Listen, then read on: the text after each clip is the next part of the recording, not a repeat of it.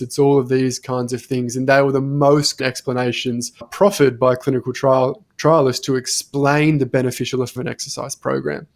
But we've got evidence for any of that. So they're all just, whatever the saying is, if that's the hill you want to die on, fine. But if you don't want to read the evidence, then you can stick with your guns. But if you do want to be an open-minded, critical thinking kind of person, a simple search on PubMed will very quickly show you where.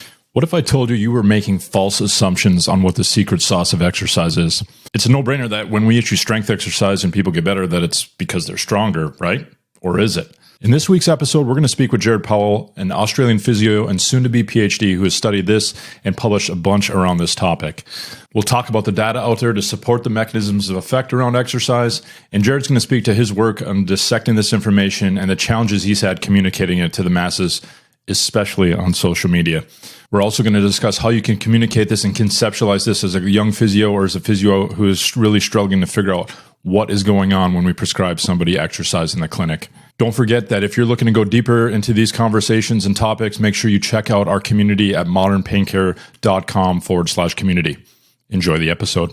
This is the Modern Pain Podcast with Mark Cardula. Welcome to the podcast, Jared.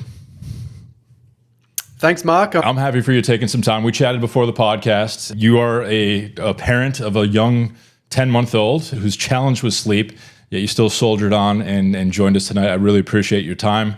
Let's get into it a little bit. I'll let you discuss maybe a little bit about your insomnia situation at the moment. But I'd love if you could just share your journey to where you ended up. Now, for those of you who know, I've known Jared a little bit just from online interactions. We've had him in our past membership. We had a master class where he came in and talked and did some awesome class around shoulder pain and strengthening and things. We're going to talk a little bit about that today.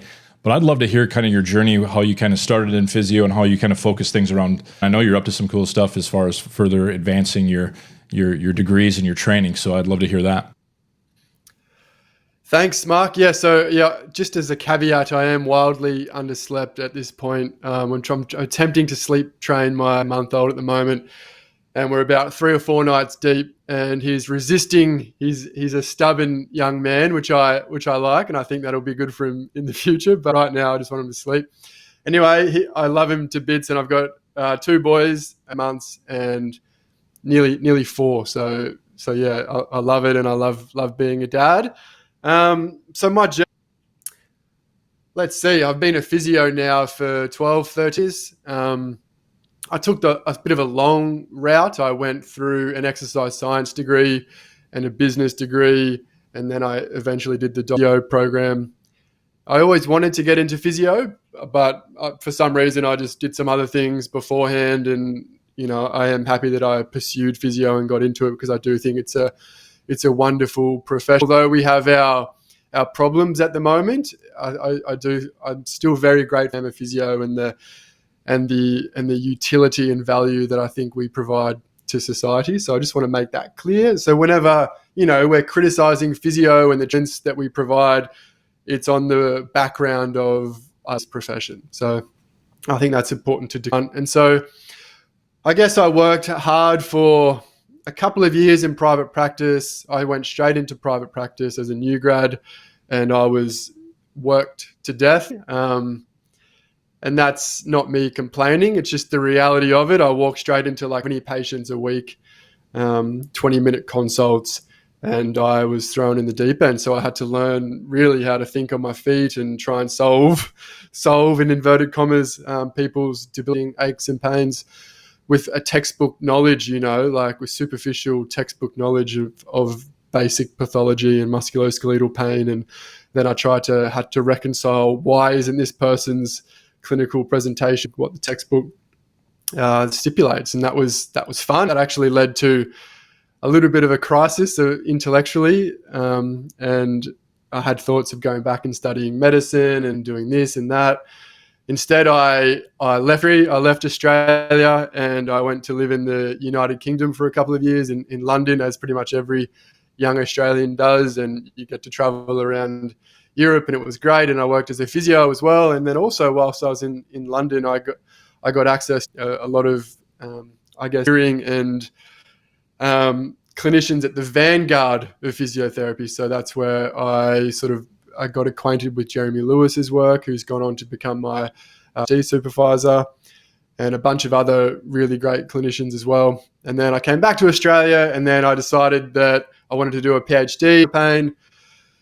And here I am. I'm sort of at the end of my PhD. Hopefully this is my last year, and my base thesis has been on exercise for shoulder pain and trying, I guess, not solve that very complicated and complex question, but add to the literature, add to our knowledge base on, crucially, on the mechanisms of exercise for shoulder pain, which is something that we've overlooked for a long period of time. So that's kind of my, in terms of new grad, fled overseas, came back, did a PhD, and now I'm a part-time clinician. I run a health practice where I see people with sort of end stage and really tricky pain pathologies. Very nice. Very nice. I always find it just kind of striking that how many physios I talk to, and in my story as well, where there's this existential crisis of like, man, do I want to do this for a living? Is this really what I chose as my career, my profession? Am I going to be able to last in this thing? We have some folks in our community, and I always feel like it's a support group. We have meetings weekly and kind of talk about cases and different things. But yeah, it's interesting how that all works out.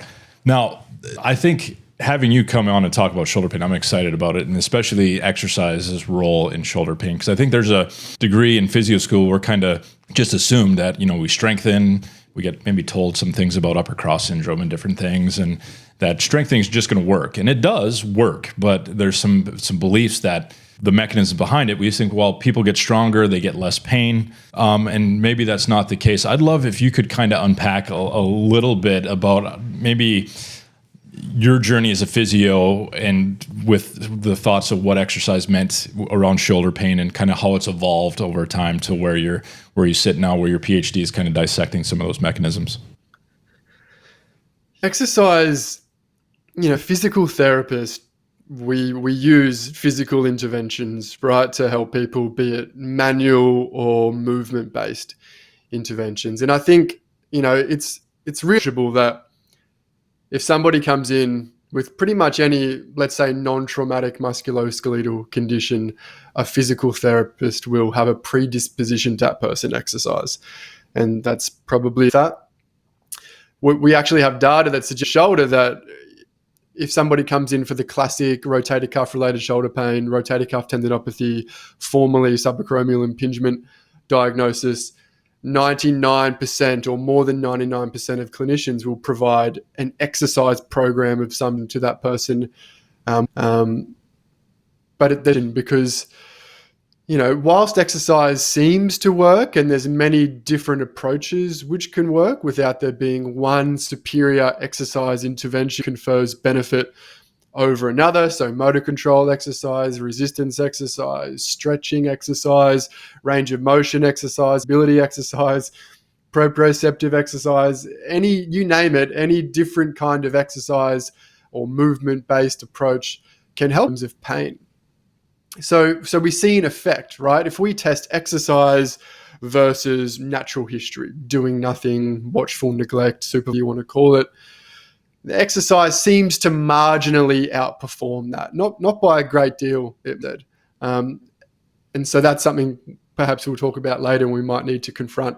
When we compare exercise to placebo, there's only been one clinical trial in the shoulder which has actually done that, and they compared exercise and manual therapy intervention, and that, scarily resulted in no significant difference between the two treatments, which seems to be a little bit neglected in the shoulder world. So we have no efficacy in terms of manual therapy, which is, again, something that I think we need to talk about a little bit more.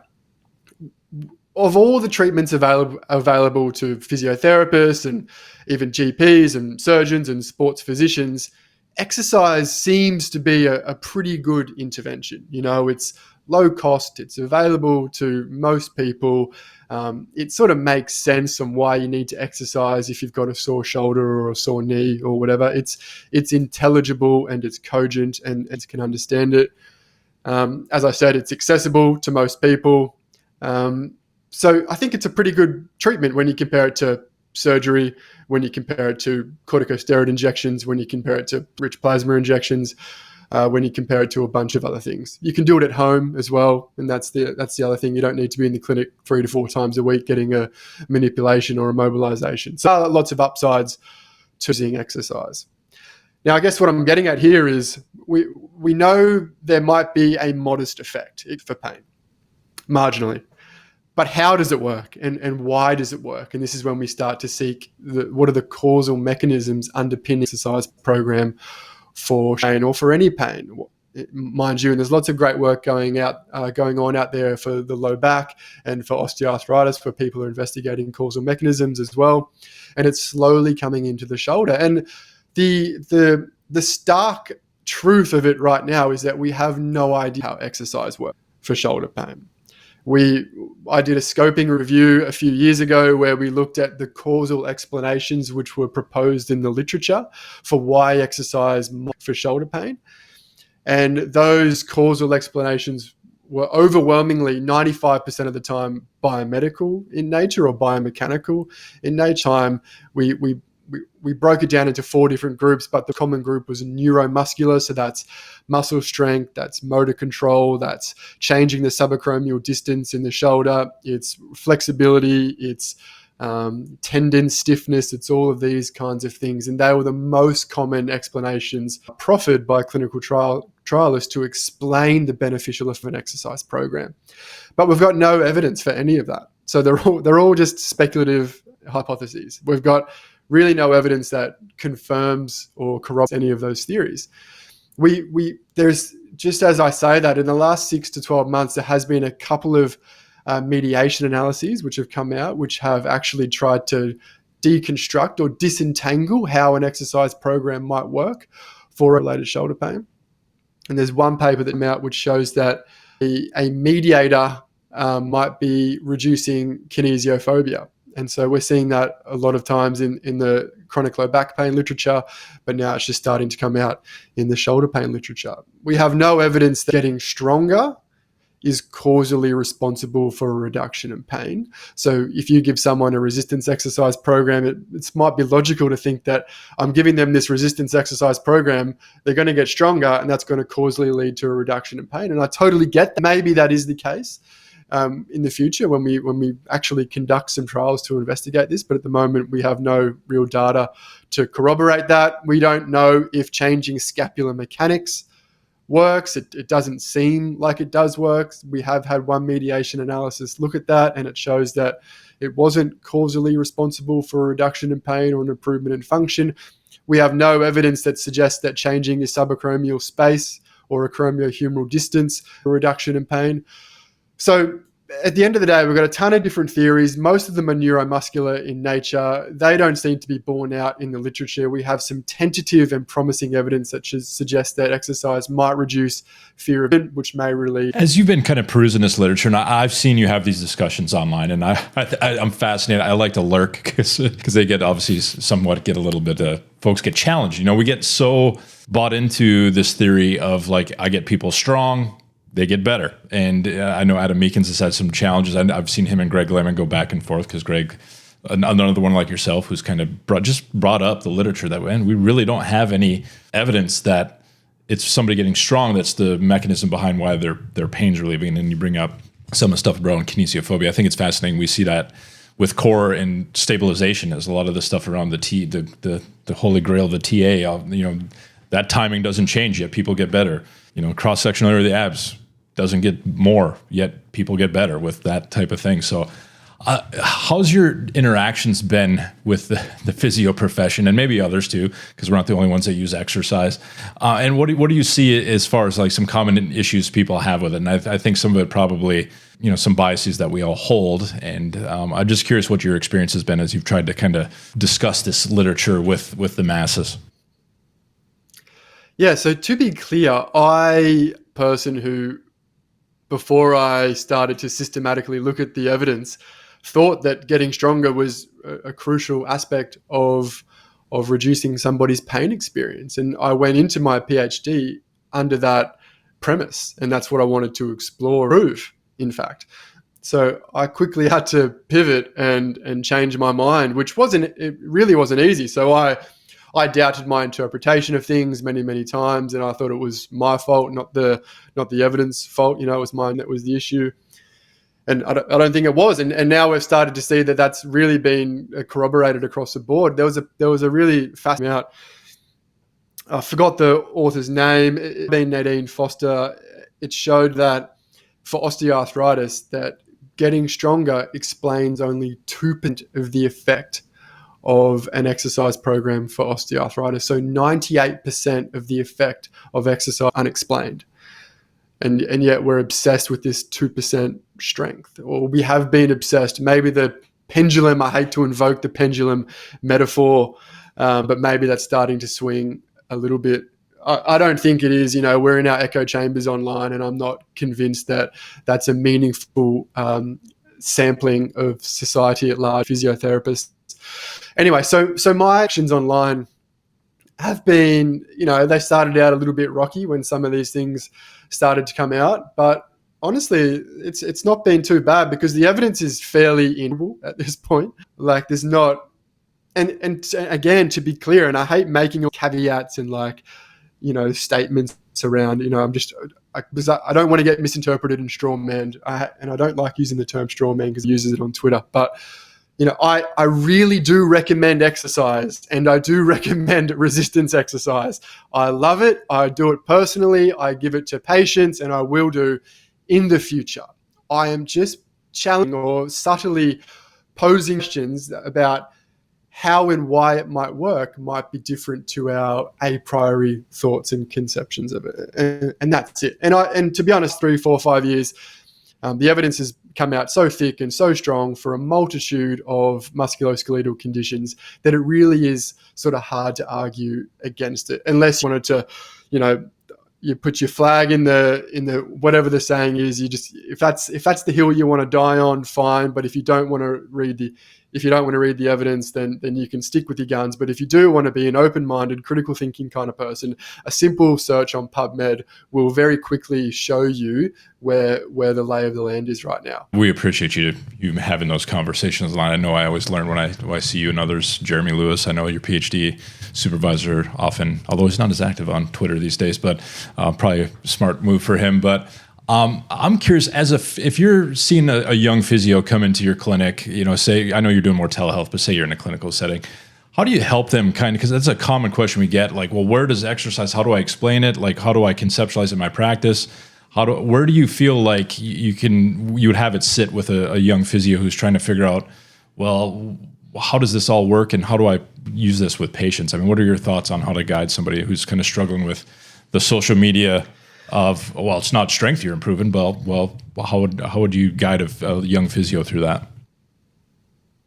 It's a really, really good question. And, I think the new graduates and the young clinicians are the one that suffer the most when it comes to watching all of these online debates and reading the literature, because they see a lot of seasoned clinicians going at it and they're just trying to figure out, what the hell do I just give this patient in front of me? Help me out here. And so, we're actually taking steps to help those clinicians. We're writing a paper right now, Jeremy, I, and a few other people, on how to help the young clinician navigate all this stuff, because I honestly think we're very good we're getting better at recognizing the patient's voice and things, but I do think we leave the young clinicians behind. That's a conversation for another day. So how do we have this conversation about the uncertainty of exercise for any musculoskeletal condition? I go back to just be honest, and I'm the same when I communicate with my patients as well. I say, here, exercise. Okay, I say, firstly, my bias is to provide exercise for these conditions, and I say that to the patient and to the student or new graduate. And I've taken tons of students in my time as well. And then I very quickly say after, we're not exactly sure how this exercise program might work, but here are some speculations that we might have which are biologically plausible. That's a crucial thing. We can have theories about musculoskeletal health and they can be wacky and weird, but they're pretty biologically implausible a lot of the time. When you're removing someone's blockage in their energy, which is causing their low back pain, it's when we can have theories about how exercise might work, even though we don't have evidence to support those theories, but they are biologically plausible. So I say what it could do is, I still say it could increase their strength, it could increase their confidence, it could increase their perception and their ability to perform a desired and valuable movement. It might force them to confront, why do I have fear of this movement, or why do I have fear of being overhead? These are kind of exposure, guided behavioral experiment type movements, which are becoming more and more popular now with the rise of cognitive therapy, especially for lower back pain. So I have really open, honest, and transparent conversations with students and patients about our lack of knowledge regarding how exercise works for any musculoskeletal condition, but these are how it might help. And then I put the ball in the patient's court and I say, would you like to trial a period of exercise for, X period of time and see what it does to symptoms? There are, in shared decision making, you offer other treatments which they might like to sample or try. They might be more interventional in terms of injections or whatever, or they might be more manual therapy based, so on and so forth. Now I say my bias is exercise, and I try to explain why it's exercise up front. I like exercise because you can do it at home. It can have general health benefits, although, there's an argument about will an exercise program have general health benefits when it's only done for 6 weeks or 12 weeks and then it's stopped, or is that program even dosed sufficiently to elicit a general health outcome? If you're just doing perhaps, I'm not going to rip on 3 sets of 10 here for shoulder pain, but I will rip on 3 sets of 10 for having, a general health benefit if it's never progressed or never changed or never, titrated to that person's context or what they're trying to do. If they're an elite sportsman or sports person, or they want to go back to just playing weekend golf or tennis, you're going to need to up the ante in terms of regaining function rather than just doing 3 external rotation. Or maybe not, but my bias, I like to try and I think this is actually an interesting tangential point, if you'll just humor me for a minute. So I think anything goes when it comes to exercise. You can literally do 3 sets of 6. You could do 4 sets. You could do 4 sets of 100. I don't care. All of it can kind of work when it comes to dose. You can do it once a day, 3 times a day. You can do it every other day. So on and so forth. We don't really know. There is no optimal prescription, because there is no optimal prescription. I think everyone will respond differently when it comes to pain. And we've published some qualitative research on that as well, which we might want to get to in a minute. But when it comes to function and return to sport and all of these sort of higher demand goals and ambitions that people might have, then that's where I think our specificity of exercise prescription might need to become more of a focus and not just yield to anything works. I think we need to go, okay, you want to play golf, you want to do tennis, you want to go back to powerlifting. I think it would be wise to consider, intensity of your exercise program and load of your exercise program and periodization and all these kinds of things come into the conversation a little bit more. So I forgot what your question was now, but I've gone through a bunch of different things. Tell me if I've answered it. No, absolutely. You nailed it.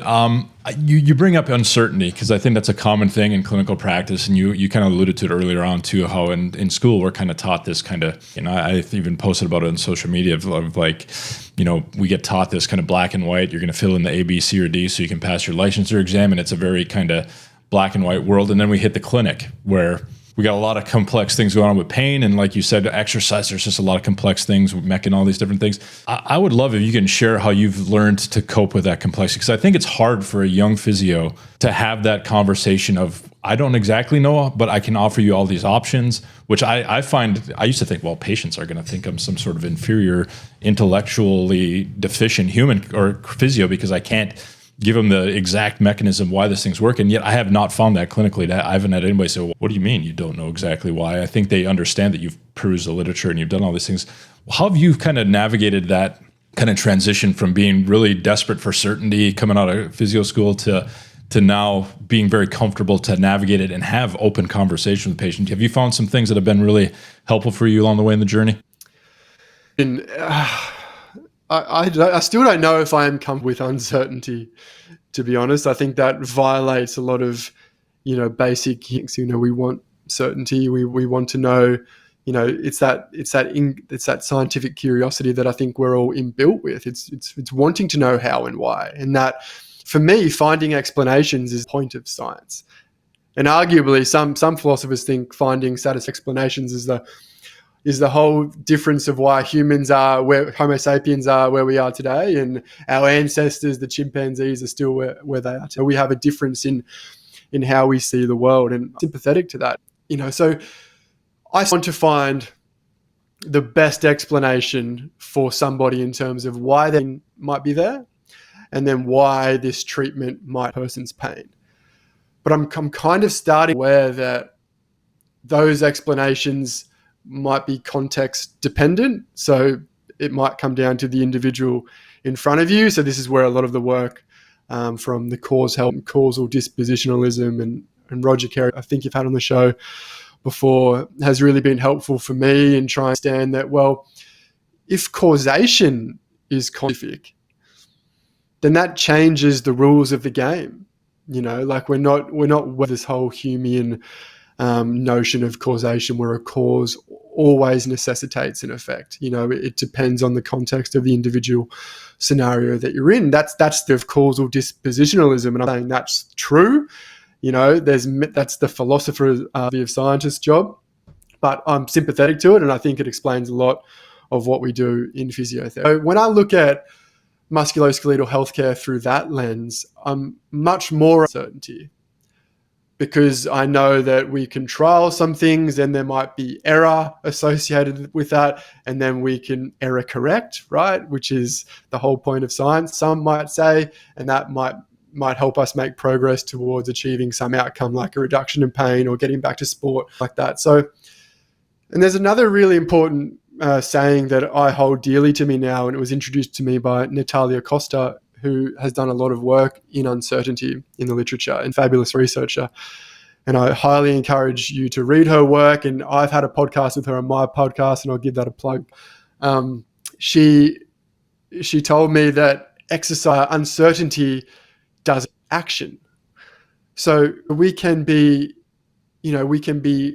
swimming in of uncertainty, but that doesn't mean we should be paralyzed by it. There are still things that we can do to make progress towards making progress on someone's pain condition, even though we're not 100% certain about what's causing it, and we're not 100% certain about how our treatments may or may not work. So we can still try something. It may not work. There may be a mistake. We can adapt, we can pivot, and we can move on. So we're just not wedded to these algorithmic-based approaches where this is your condition, this is your treatment, I expect 100% success rate.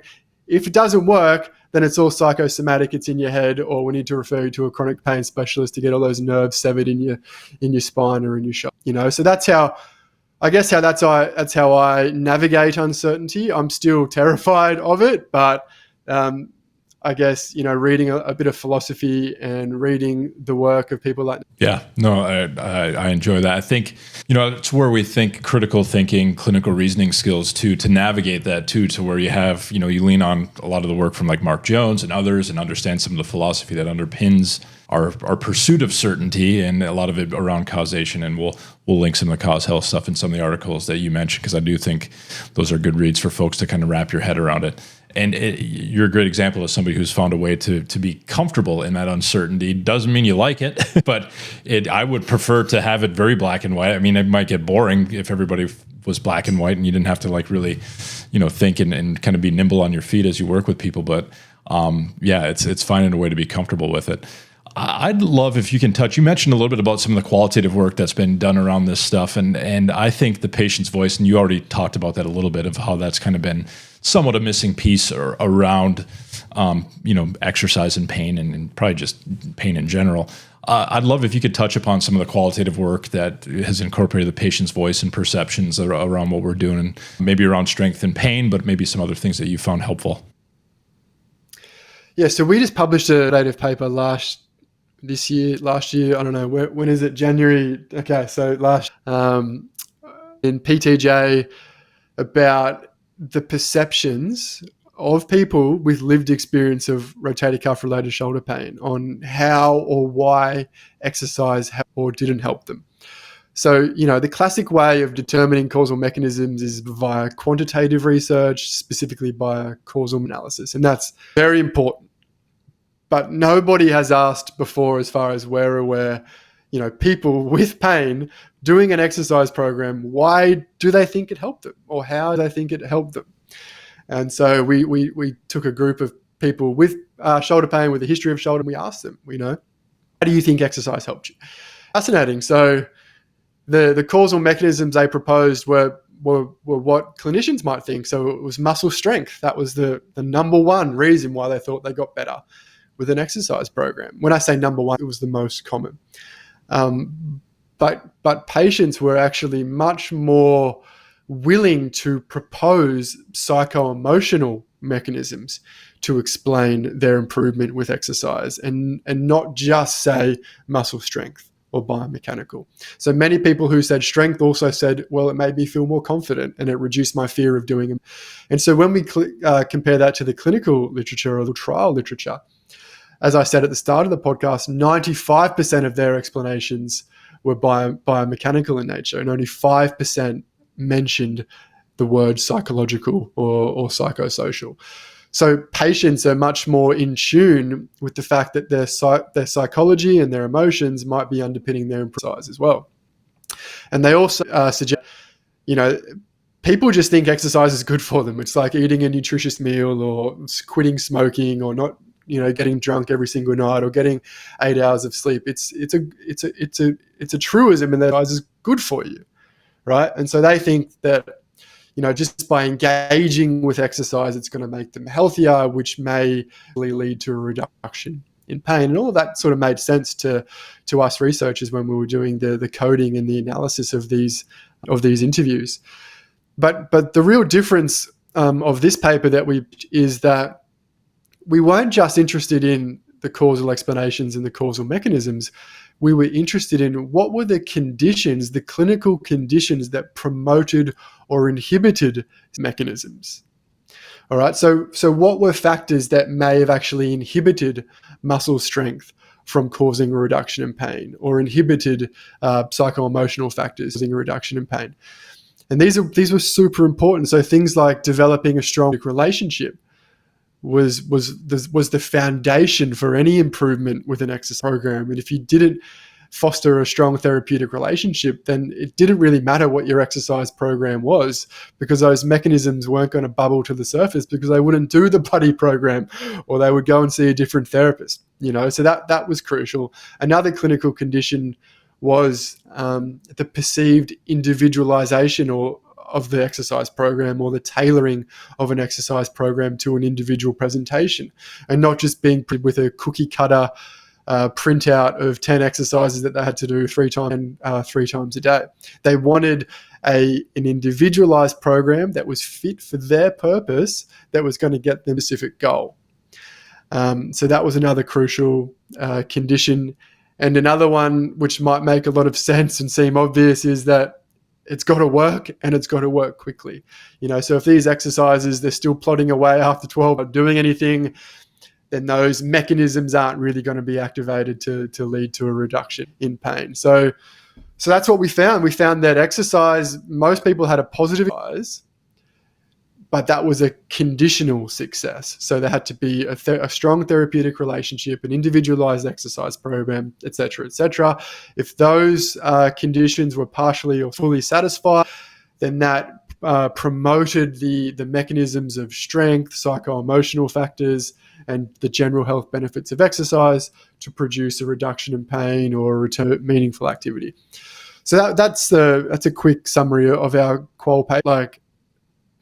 It really reinforced and reiterated to me that, you kind of read about this of therapeutic alliance and all of these things, but I just kind of gave it lip service personally. Hopefully you guys are better than me. And I thought there was some expertise that we had to portray, and, therapeutic relationship came through to that. But now I've totally revolutionized my thought on that, and strive. Yeah, I always think it's interesting when we do these qualitative studies. I think we come in with some preconceived notions of what we think people are going to think, and it's always interesting to me that there's some things that come out of there that, patients are much more willing to give psychosocial factors more credit than we as physios are, which always is fascinating to me. So a lot of the times, the people who mention psycho-emotional were your typical like strong middle-aged man who apparently doesn't have any emotions, and they were often the first ones who came forward and said that, I was fearful of this pain. I didn't want to move my arm. I thought my shoulder was going to explode, so on and so forth. And they were the first to admit it. And then they were the ones who were so surprised that psychology needed to change in order for their pain and function to improve. And, at the start, they wanted to get surgery. They wanted to get that biomechanical fix.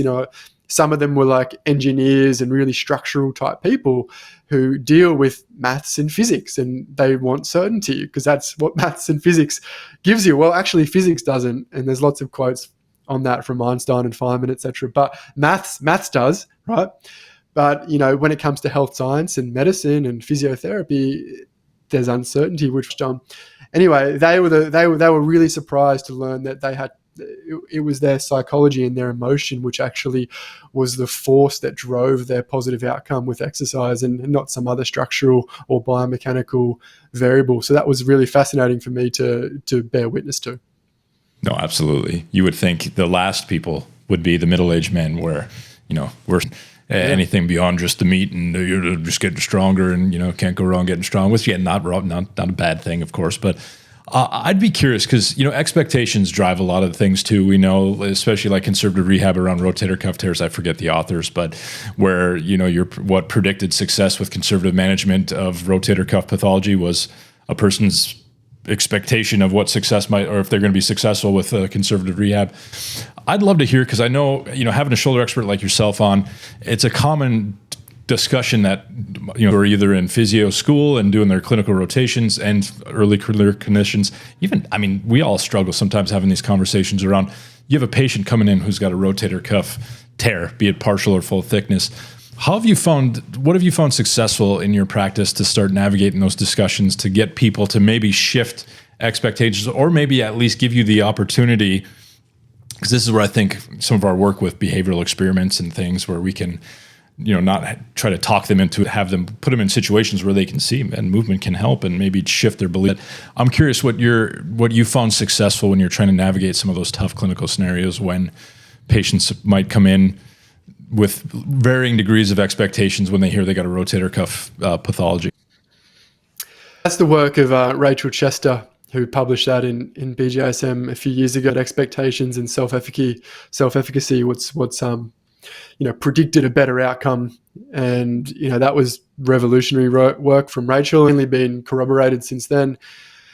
So how do we navigate those strong, let's say, mechanical or biomedical expectations of mechanical issue and mechanical fix? It's tough, Mark. I struggle with it in every. I do well with an explanation, and sometimes I do terribly, and that person blanks and looks at me and never comes back. So I'm definitely don't have 100% success rate. But again, I'm honest. I'm like, so you have a rotator cuff tear. Look, let's say for argument's sake, because it's the common presentation we see, it's a partial thickness articular-sided tear of the supraspinatus.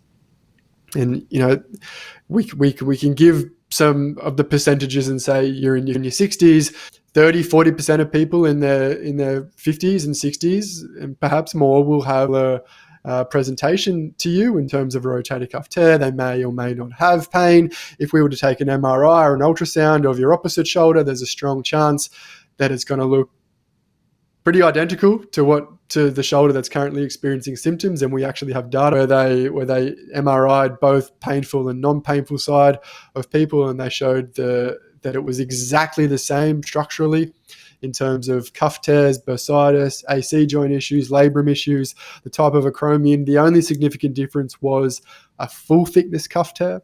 And so I'll like if someone comes in, they've got a full thickness rotator cuff tear, they're youngish, they're in their 40s, and I really respect that rotator cuff tear, and I actually think that cuff tear is strongly contributing to their pain quite a lot. But the psychological and the emotional on top will modify that pain experience, amplify it, or it can diminish it. I have full thickness cuff tears. I'm only 37. I feel old. I'm 37, but I've got full thickness tears in both of my rotator cuffs. And, I don't have any pain, and that's an anecdote, but I kind of use that to relate to somebody. If they come in, they've got a full thickness cuff tear, I've got a full thickness cuff tear. Look, I'm still training like this. You can train like that. You don't say that to everyone, because that can be, I think it's a bit dismissive to say, well, it's all about me. Especially, I find around my age group, I find it really helpful to relate your experience to them, and it's make it about you, but it's just to say that, well, this is my experience. I understand you're going through that. I can relate, blah, blah, blah, blah, blah. Don't make it all about you. I just want to make that clear. But you can, and we can also reference the literature, that there's been a bunch which show that partial tears, they don't reduce. So you can get stronger. You can improve your function even in the presence of a partial tear.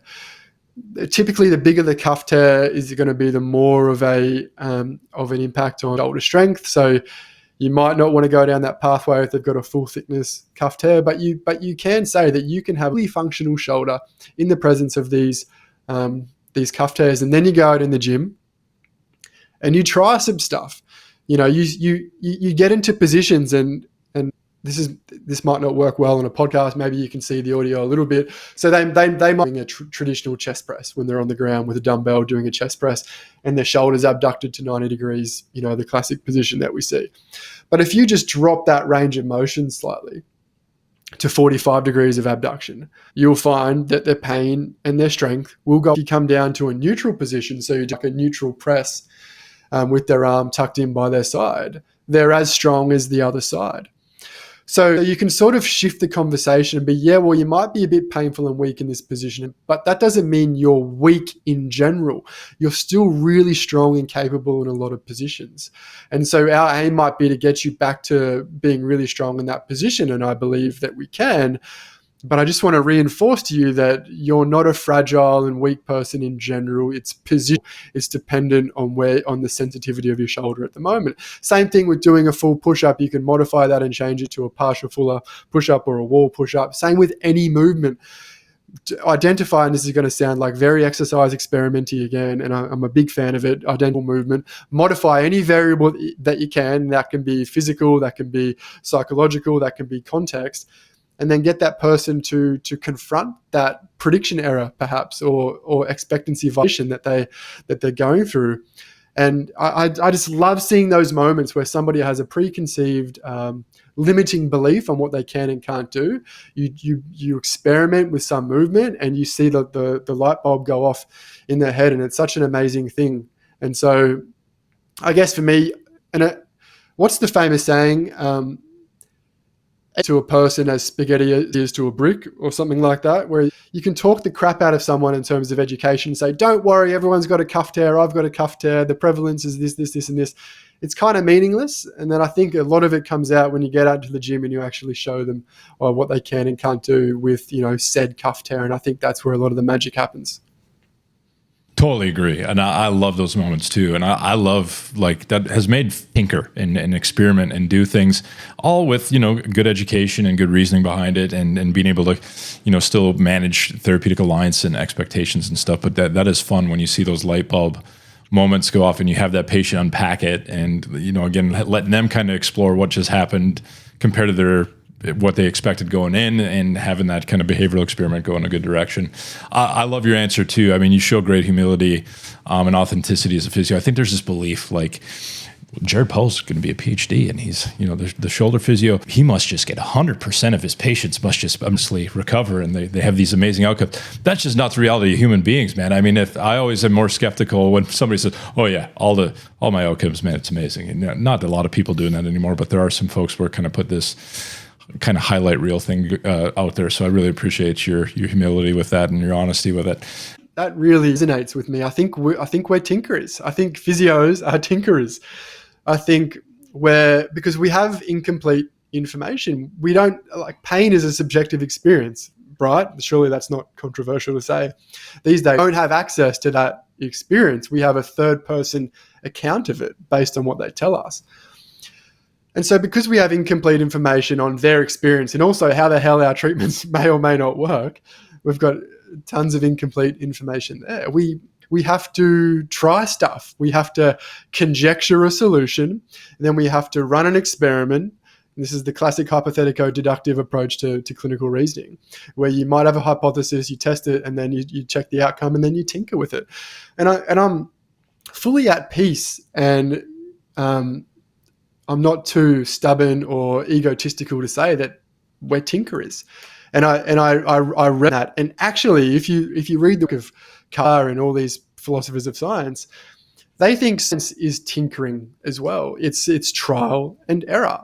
There's not, science is very rarely the lone genius in the corner of the world who just comes up with revelations on how the world works, unless you're Einstein. But apart from that, then, we're all we're trying things, we're error correcting, and we're in this whole program of error correction, and science as a communal project is going to get us somewhere closer to the truth. And I think that same thing, and we shouldn't be too arrogant to admit that. And you also, if you read the work of William Osler, the famed American physician at Johns Hopkins University, he thinks medicine is an uncertain science and a game of probability. And if we think medical science is maybe a little bit more scientific than physiotherapy, that might be our perception. I don't know if that's true. When you think about infections and all things like that, it's probably a little bit more quantitative versus pain. I'd totally accept that. But, if they're saying that about medicine, then we kind of have to accept that a lot of what we do in physical therapy is grounded in uncertainty and probability and tinkering and trial and error. And I think we've got to be okay with that. Yeah. Mike Stewart, one of our friends, was on the podcast and shared it recently in our community too, about how he was listening to a podcast interview and was still with us. And this podcast interview asked him, why didn't you follow in your parents' footsteps? I guess they were physicians. And he said, well, I hung out in my dad's practice and I saw all this chaos. Like, medicine and healthcare seem to be so chaotic and disorganized and not like this nice algorithmic or things. So he said, I wanted to study something more certain or more simple. And so I chose to study black holes, which obviously, the amazing complexity that man is able to grasp in his brain when he was with us is just amazing. But it just goes to show you how this is not an exact science, a game of probabilities, and for a physicist, that doesn't bode well. I've treated a few physicists and folks, mathematicians, who are very much in the certainty game or as close as they can get to it, and they just struggle when you try to give them this narratives of like uncertainty in practice. So it's always fascinating to see that. So you mentioned physics, and perhaps physicists strive for certainty, and that's for sure the perception, and it's probably true to an extent. I'm obsessed with early 20th century physics and the arrival of quantum mechanics and the overthrow of, and it's fascinating when you look at that, and you look at the greats of our scientific history. You look at Albert Einstein, Niels Bohr, Richard Feynman, Heisenberg, Wolfgang Pauli, all these people who were responsible for the rise of quantum mechanics. They kind of all disagreed with on the interpretation of quantum mechanics. You throw Erwin Schrödinger into that as well. And then another guy came out 40 or 50 years ago, and he sort of come up with a different interpretation of it altogether, called the many interpretation. And that's now sort of going through a little bit of a popular run at the moment. It doesn't matter that you do know or don't know what that is. It just means that literally all of these bona fide geniuses who have won Nobel Prizes each other about the foundation of physics is at the level of electrons and the subatomic particles. If they can disagree about the nature of subatomic particles, then it should be okay for us to disagree about something much more higher order in terms of pain and, consciousness and pain. It'd be very strange if we didn't disagree on something as abstract, opaque, and abstruse as pain. So I think we've got to all a little bit nicer to each other. And we've got our differences of opinion, providing, of course, you've got a biologically plausible opinion and you're not just making shit up to sell some courses or sell whatever you want to sell. So yeah, you got to have a bit of humility and a bit of it. But I think if somebody comes with a proper theory of something and why it may be helping, I think it's okay for us to. Firstly, you don't have to agree with that person. You can disagree, but that person is entitled to their theory or entitled to their opinion. And then in the game, you're allowed to critique that theory. People are allowed to watch that. They're allowed to make their own mind. And then perhaps together you can make progress. And I think that, and that's the beauty of it all, so we should encourage different opinions. We should encourage criticisms of different opinions, and then we'll see where we'll get to. Yeah, no, I love that thought process. I think you're right. I think too often on social media and everywhere we're denigrating each other. And I like the fact, have some scientific principles, some biological plausibility, foundationals, some critical thinking. But like you mentioned, man, to me, it's what makes a clinic I enjoy clinic more than I ever have because I've embraced that uncertainty and I look at that N=1 that the whole cause health has kind of pushed. We have that opportunity to take a lot of this great research that you've talked about today, some of the philosophical underpinnings, and try to construct this kind of educated, research, evidence-informed, person-centered tinkering to see if we can move somebody forward to a positive movement towards their goals. I think you covered a lot of great stuff that kind of goes into that, and some of the complexity, even just around the shoulder. We know it goes around pretty much anything pain-related. But I'd love if you could share kind of what you're up to and any of the projects you're up to, Jared. And I want to make sure you get time to get back into some rest because I know you're, as you mentioned, an underslept human. So where can folks find you and what are you up to? I'm full of adrenaline now, Mark. Thanks for that, mate. You're as good as a double shot espresso. So I'll be hitting the books, as it were. What am I doing? So I've got heaps of things going on right now. I'm trying to. There's a lot of studies happening in the pipeline, which is fun. A couple under that. Hopefully they'll get accepted soon, and they'll be published. I won't say too much about them. You got to be coy when it comes to this. What else am I doing? So I've got a podcast. You can listen to that as well. I've got go to my website shoulderphysio.com. You can find out about online courses. You can find out a podcast. You can find out about anything that I do. I'm pretty active on social media, Instagram and Twitter. I'm sure we'll link those handles somewhere. And yep, I tend to spend most of my time on Instagram these days. Twitter's a strange place. It always was, but it increasingly is so. So yeah, I'm starting to spend less time on it. Yeah, that seems to be a popular kind of person to talk to as well. It's definitely gotten to be a little bit awkward or weird there sometimes. But man, I really wanted to thank you for your time and thank you for all your work and the contributions you are making to our knowledge body around the shoulder and around pain in general. So thanks so much for your time, and hopefully we'll touch base again soon. Thanks, Mark. Appreciate it, mate.